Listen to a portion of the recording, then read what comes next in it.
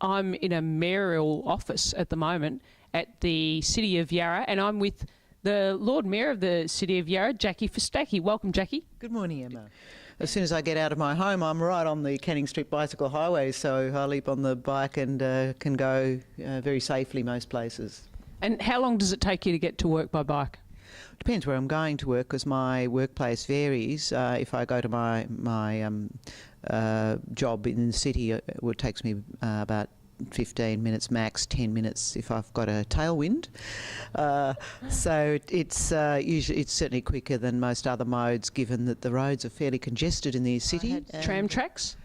No, I have fallen once off a tram track when I was turning from Victoria Parade into Nicholson Street, but it wasn't in front of any vehicles because it was fairly late night. It was wet, very wet and slippery, so normally I'm pretty good with tram tracks, but yes, that wasn't too good, but I didn't really do anything, so because I wasn't going fast.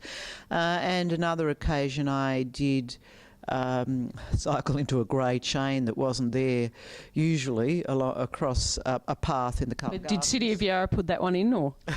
No, this was City of Melbourne. Well, it would have been the trustees. So John Soe put it in, did he? It would have been the trustees of Carlton Gardens. So John Soe's off the hook there. The cost of purchase and running a mayoral vehicle would be in excess of $10,000 a year. Instead, I've opted for a bike. I do have my own bike, but I thought I'd go for a council bike, given I was going to be using the bike so much more when I was mayor. So I have a new Mariba city bike, which I think you're mad to drive into the city. I have to confess, I did for a period when I had 3 children. I had to drop them off at creche. It was a bit difficult. So you didn't have like the goodies bike with the 4 seats on it? When I was only taking one child to creche, I put the child on the back of the bike. Now, so City of Yarra's got some other policies, hasn't it? Just for all of its employees, it's quite progressive as far as cycling goes.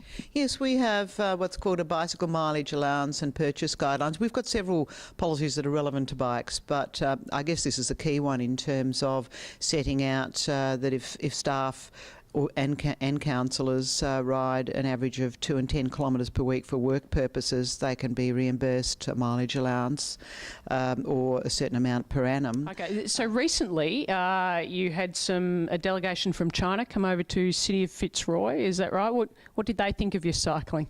To City of Yarra?